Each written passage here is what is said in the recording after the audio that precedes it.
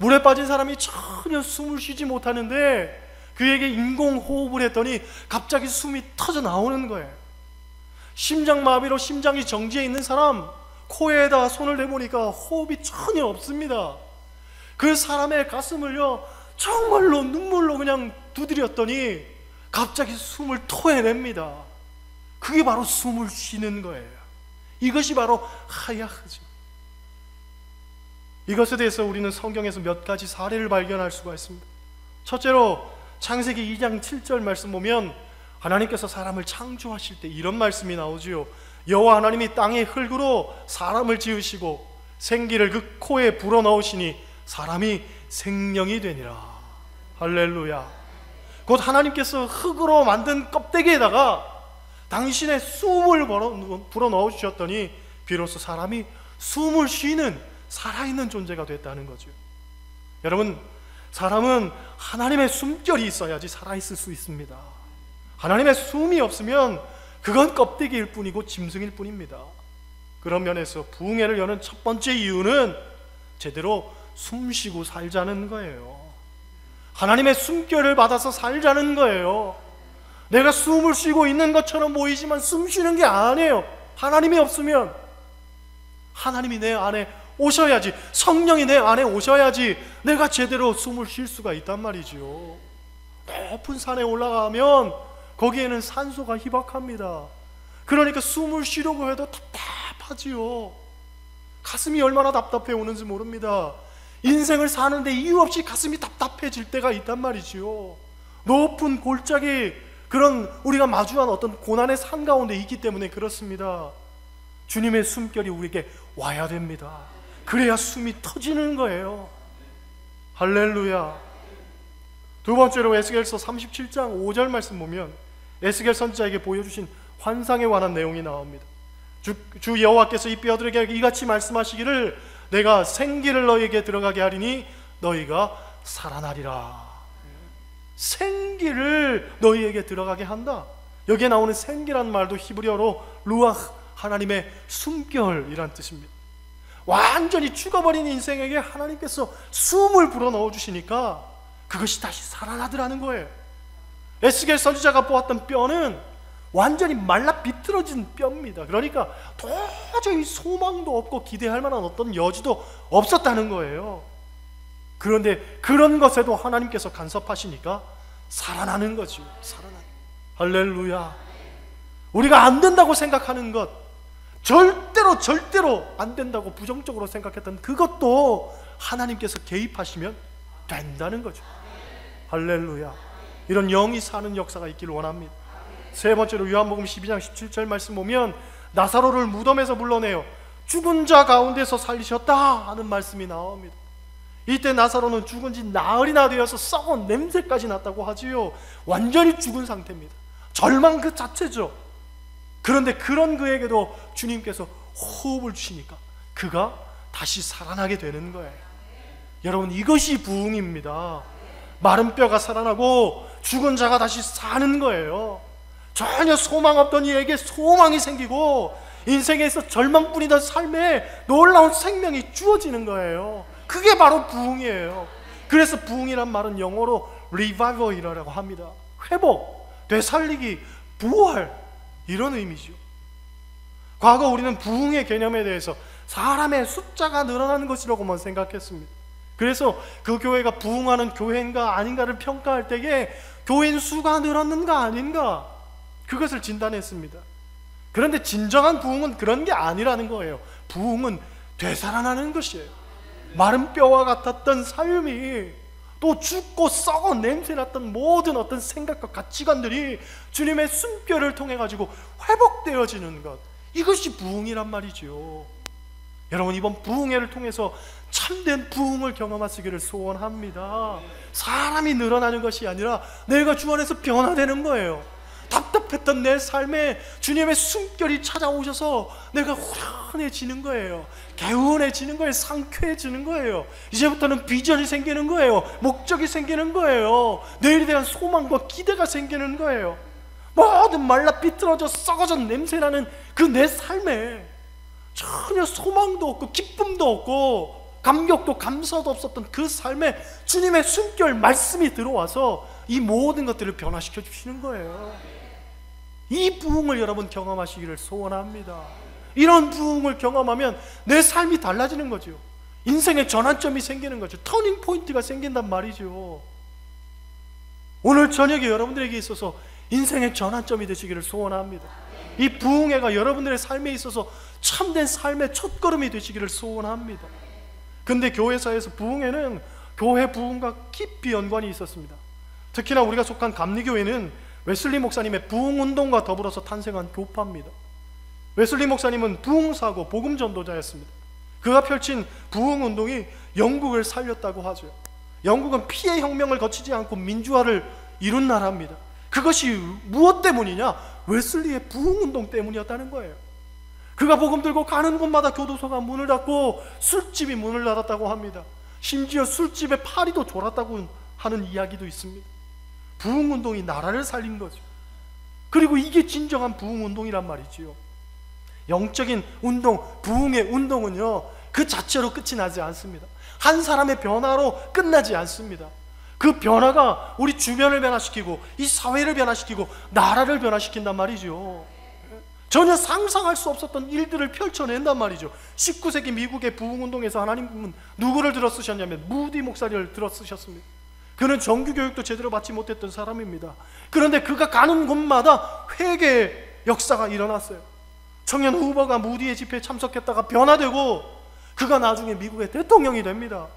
언더우드 아펜젤러도 무디의 부흥운동의 은혜를 받고 한국에 선교사로 오게 됩니다. 그래서 한국은 선교 초기부터 부흥운동과 함께 시작이 되었다라고 해도 과언이 아니죠. 당시 장로교 선교사들이 언더우드가 감리교 선교사를 흉내낸다 하고 비판을 했는데, 이 말이 의미하는 것은 그가 부흥운동을 펼쳤다는 거예요. 그가 뜨거운 사람이었다는 거예요. 장로교는 전통적으로 어떤 말씀 중심, 냉철한 이성 중심인 반면에 감리교는 뜨거운 거예요. 뜨거운 거예요. 감리교인은요 뜨거워야 됩니다. 할렐루야. 아멘도 그렇게 술에 술 탄 듯 물에 물 탄 듯 아멘 하는 게 아니라 뜨겁게 아멘 하는 게 감리교인이란 말이죠. 할렐루야. 그렇게 이야기를 하는데도 그것밖에 안 되잖아. 오늘 저녁에 강사 목사님 오셔가지고 말씀 전하실 때 여러분 아멘 하시기를 바랍니다. 아, 이게 정말 감리교회구나 느낄 수 있을 만큼, 우리 사천제일교회 교인들은 진짜 감리교인이구나, 그분이 평가 내릴 수 있을 만큼 아멘 하는 거예요. 그잖아요. 벌써 끝났잖아요. 그렇죠? 감리교회는 뜨거워야 되는 거예요. 한국에서의 본격적인 부흥운동은 1903년 의사이자 감리교회 목사였던 하디 선교사로부터 시작이 됐습니다. 그가 예배에서 공개적으로 고백한 회개에서부터 부흥의 불길이 타들어가기 시작하면서 1907년 평양 대부흥 운동이 벌어졌고요. 이 부흥 운동이 한국교회의 가장 큰 어떤 사건으로 자리매김하게 되죠. 1970년대에는 엑스프로 74 빌리 그레함 전도대회 민족 복음화 성회를 거치면서 교회가 아주 급속히 부흥하게 되죠. 곳곳마다 부흥의 열기가 뜨거웠고 교회의 영성은 부흥회를 통해서 지속적으로 이어지게 됩니다. 그런데 오늘날에 이르러서 부흥회는 그 명맥만 겨우 유지하고 있는 그런 형편입니다. 교회마다 부흥회를 열긴 하지만 의례적이고 그냥 연례적인 행사에 그치고 있고요. 그래서 교인들도 별 기대가 없이 부흥회에 참석하기도 합니다. 부흥회 하기 싫은 교인들은 항상 이야기하죠. 그래서 우리 목사님 설교가 최고야 라고 이야기하지만 최고가 아닌 거 다 알고 있습니다. 그냥 지루하다는 거예요. 귀찮다는 거예요. 아니에요. 아직도 사모하는 심령이 모인 곳에서는 하나님의 역사가 나타나고 믿음의 증거들이 쏟아지고 있습니다. 부흥회 자체가 문제인 게 아니라 우리 심령의 문제란 말이죠. 말씀을 어떻게 받아들일 거냐 하는 우리 마음의 문제란 말이죠. 그래서 예수님께서도 일찍이 귀 있는 자는 들으라 하고 말씀하지 않으셨습니까? 여러분 귀를 열고 들으시기를 바랍니다. 하나님의 말씀을 들으시기를 바랍니다. 촌철살인의 말씀이 여러분 가슴을 찔러오고 기쁜 내면에서부터 변화시킨단 말이죠. 내 마음만 변화시키는 게 아니라 내 삶의 자리도 변화시켜 주시고 여러분 인생의 설계도 변화시켜 주시고 앞으로 나아가는 걸음걸음 모든 것들을 주님께서 주장하신단 말이죠. 그래서 부흥회가 중요한 거예요. 오늘 본문은 기독교 역사에 있어서 최초의 부흥에 관한 이야기입니다. 이 말씀 우리가 너무 잘 아는 말씀이죠. 저도 여러 번 말씀드렸던 말씀입니다. 이 말씀 통해서 부흥에 임하는 우리의 자세에 대해서 잠깐만 살펴보려고 합니다. 24절 말씀 우리 같이 읽겠습니다. 24절 같이 읽습니다. 이튿날 가이사랴에 들어가니 고넬료가 그의 친척과 가까운 친구들을 모아 기다리더니. 할렐루야. 첫째로 우리가 기다려야 됩니다. 기다려야 돼요. 고넬료는 일가와 친구들을 모아가지고 기다렸다고 하죠. 기다린다는 말은 바꿔 말하면 사모하며 준비했다는 얘기죠. 여러분, 부흥에도 사모하고 기다리며 준비하는 것과 그냥 뭐 될 대로 되라지 하면서 참석하는 건 이건 전혀 다르죠. 시편 107편 9절 말씀, 그가 사모하는 영혼에게 만족을 주시며 주님 영혼에게 좋은 것으로 채워주심이로다. 할렐루야. 사모하는 영혼에게 만족을 주시고 적당히 주시는 게 아니라 배부를 만큼 넉넉할 만큼 더 이상 후회가 없을 만큼 하나님께서 채워주시고 주린 영혼에게는요 좋은 것으로 쓰다 남은 게 아니라 가장 좋은 것으로 우리에게 주신다는 거예요. 은혜는 사모하는 자의 몫이고 축복도 간구하며 기다리는 자의 것인 줄 믿습니다. 여러분, 사모하며 기다리시기를 소원합니다. 우리 교회는 한 달 전부터 지금 금요 기도회를 통해 가지고 부흥회를 놓고 기도하고 뜨겁게 사모하며 하나님 앞에 나오고 있습니다. 금요 기도회가 일찍이 이렇게 뜨거웠던 적이 없어요. 얼마나 열심히 기도하시는지 몰라요. 그걸 보면서 이번 부흥회는 분명히 놀라운 역사가 나타나겠구나, 뭔가 사건이 생기겠구나, 영적인 그런 능력들이 온전하게 펼쳐지겠구나, 저 나름대로도 굉장히 기대가 큽니다. 금요 기도에 참석하셨던 분들은 지금 다 고개를 끄덕끄덕 거리십니다. 그렇죠? 그래, 맞아, 이번에는 뭔가 있을 것 같아. 다들 그런단 말이지요. 뭔가 있어요. 여러분, 오세요. 뭐가 있을지 모르지만 기대함을 가지고 사모하면서 오세요. 반드시 사모함을 충족시키시는 하나님의 역사가 있단 말이죠. 생각도 못했던 만족이 오늘 저녁에 있을 거란 말이죠. 저는 확신합니다. 할렐루야. 두 번째, 모이기를 힘써야 됩니다. 따라 하시겠어요? 모이기를 힘쓰자. 고넬료는 일가와 친척 그리고 가까운 친구들 다 초청해가지고 기다렸잖아요. 그죠? 부흥회는 본인만 나오는 게 아니라 주변에 있는 이웃들을 가지고 데리고 나오는 거예요. 친척들 데리고 나오는 거예요. 예수 믿지 않는 사람들 이번 기회에 초청해가지고 같이 나오는 거예요. 남편도 데리고 나오는 거예요. 자식도 데리고 나오는 거예요. 아무리 얘기해도 아멘은 안 하잖아요. 옛날에는 부흥회 열면은요, 본인보다, 본 교회 교인보다 더 많은 숫자의 교인들이 나왔습니다. 이웃 교회에서 교인들이 몰려왔다 그러지요. 교회에서 또 철야하면서 밤에 자면서 말이죠, 같이 밥도 해먹고 식사도 해먹고 그냥 오롯이 여기다가 시간을 쏟는 거예요. 세상 일에 분주하고 세상 일을 하다가 여기 잠깐 시간, 1시간, 2시간 할래 하는 것이 아니라 그냥 3일이면 3일, 4일이면 4일 온전하게 이곳에다가 자기의 몸과 마음을 다 쏟아 부었단 말이죠. 그러니까 하나님 은혜를 주시는 거예요. 오늘날 대부분 교회들이 부흥의 기간 동안 교인 재적의 절반도 나오지 않는다고 합니다. 세상 일에 바빠진 거죠. 할 일도 많고 할 거리도 많고 즐길 거리도 많고 볼 일도 많고, 그러니까 부흥회는요 우선순위가 아니라 그냥 차선순위인 거예요. 중요성을 잃어버렸어요. 여러분, 부흥회를 열어놓고 이보다 더 바쁜 일이 있을 수는 없습니다. 오늘 우리 조건사님 기도하셨지만 천국 잔치를 배설하는 것 아닙니까? 그죠? 친척집 결혼식에 여러분 만사를 제쳐놓고 참석하잖아요. 사촌이 결혼하는데 참석 안 하시는 분 있습니까? 주일날도 다 빠지고 가시잖아요. 어떻게 하든지 참석합니다. 마찬가지로 교회도 영적인 어떤 잔치라고 이야기한다면 만사를 제쳐놓고 와야죠. 하나님께서 배설한 잔치인데 우선순위가 중요한 줄 믿습니다. 은혜 받는 일에 우선순위를 둬야 되는 거예요. 그렇죠? 부흥회가 어떤 것보다도 중요하다라고 생각하는 사람은 반드시 참석하겠죠. 그리고 참석하면 은혜가 부어지겠죠. 반면에 시간이 되면 참석하고 안 되면 말지 뭐 하는 사람은요 그냥 지루한 거예요. 엉덩이만 대피다 돌아가는 거지요. 예. 가보니까 뭐 별거 없더라. 예. 허리만 아프더라, 엉덩이만 아프더라, 졸립더라. 예. 주일날 저녁 한번 내가 참석해 줬으니까 그 다음부터는 빠져도 되겠지, 이런 마음 혹여나 여러분 마음속에 있다면 안 되는 마음입니다. 예. 참석해 주는 게 아니라 여러분들이 주인공이 돼야죠. 그렇잖아요. 제가 주최 측이어서 제가 배설하고 제가 영광 받으려고 부흥회를 만든 게 아닙니다. 여러분들이 인생의 주인공이 되라고 지금 천국 잔치가 열리는 거니까 이번 부흥회는 여러분 한 사람 한 사람 모두 다 정말 주인공들이 다 되시기를 바랍니다. 구경꾼이 아니라, 주변인이 아니라, 그냥 마당만 밟는 자가 아니라, 왔다 갔다 하는 사람이 아니라, 내가 지금 몇 년 전부터 이 교회를 나오는데 성도들이 내 이름조차도 몰라요. 내 직분조차도 몰라요. 그건 문제가 있는 것 아닙니까? 그렇죠? 여러분이 주인공이 되시기를 소원합니다. 세 번째로, 부흥회는요, 듣는 이의 자세가 겸손해야 됩니다. 25절 26절 말씀 보세요.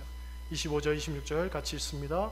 마침 베드로가 들어올 때에 고넬료가 맞아 발 앞에 엎드려 절하니 베드로가 일으켜 이르되 일어서라, 나도 사람이라. 할렐루야. 신분으로 말하자면 고넬료는 백부장입니다. 그 당시 어떤 지도층이라고 이야기할 수 있어요. 반면 베드로는 어부입니다. 당시에 최하층의 계급을 가지고 있던 사람입니다. 그런데도 말이죠, 고넬료가 베드로를 대할 때 어떻게 대했다고 합니까? 엎드려 절했다. 왜? 베드로라는 사람을 본 게 아니라 그가 전하는 말씀을 본 거예요. 베드로의 외형을 본 게 아니라 그 속에 있는 하나님의 역사를 본 거예요. 그것 앞에 엎드린 거죠. 여러분, 우리도 마찬가지입니다. 내가 말씀 앞에 섭니다 라는 자세로 임해야 되는 거예요. 그래야 말씀도 들리고 은혜도 받을 수가 있어요. 강사도 똑같은 사람인데 뭐하고 사람에 초점 맞추면 말씀이 들릴 수가 없죠.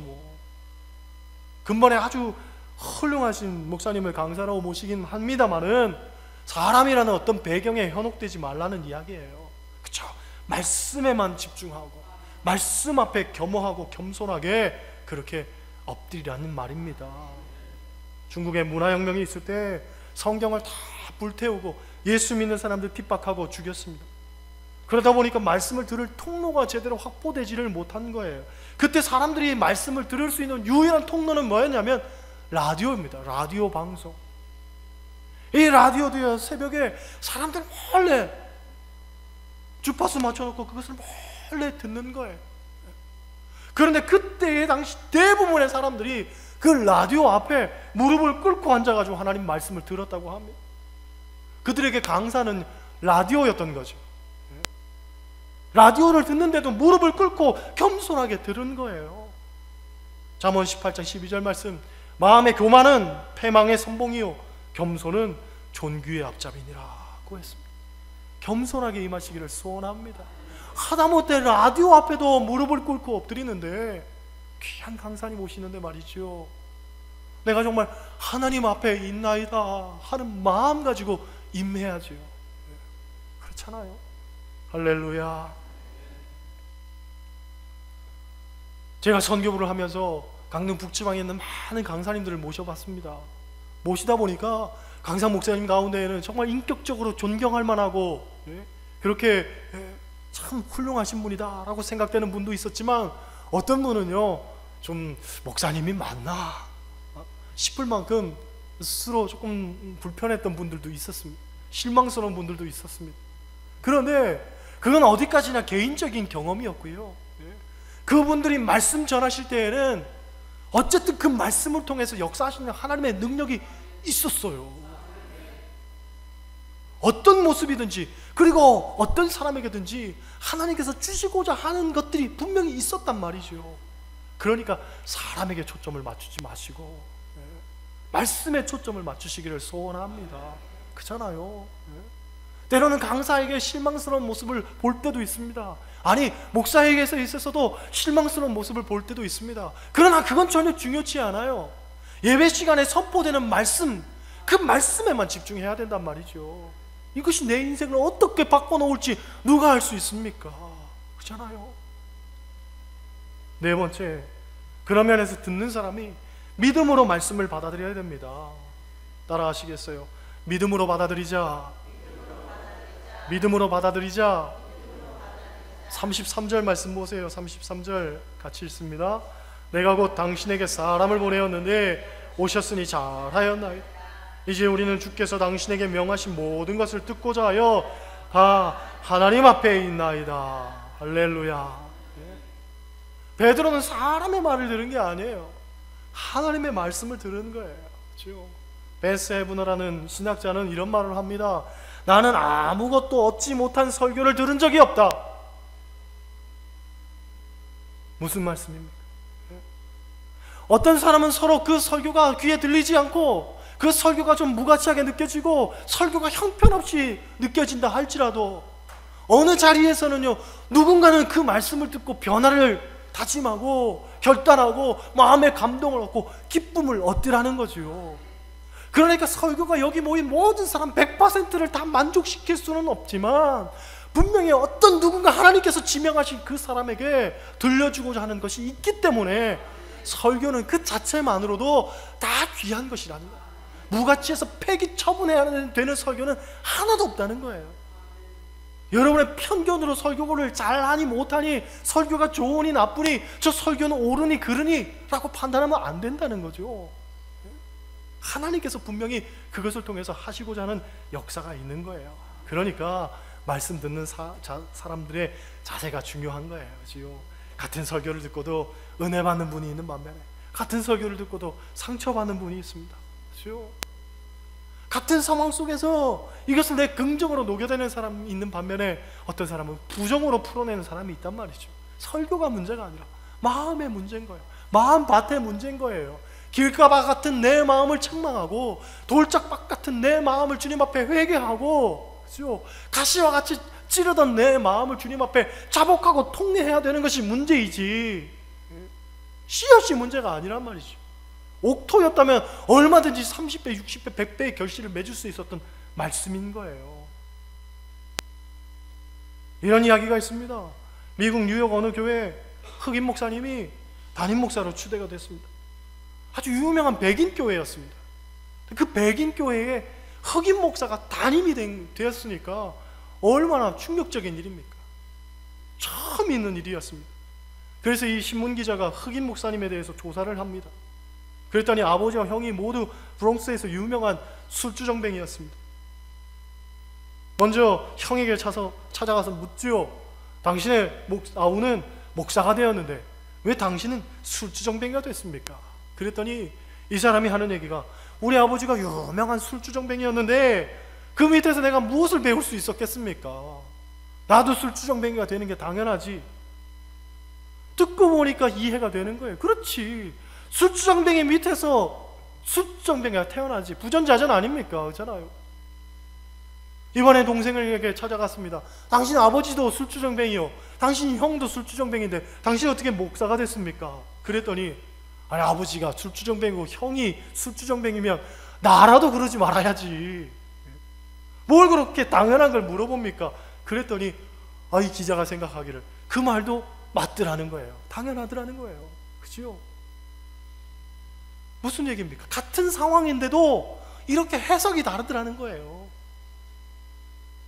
내가 술주정뱅이 밑에서 술주정뱅이가 되는 게 당연하지 않아?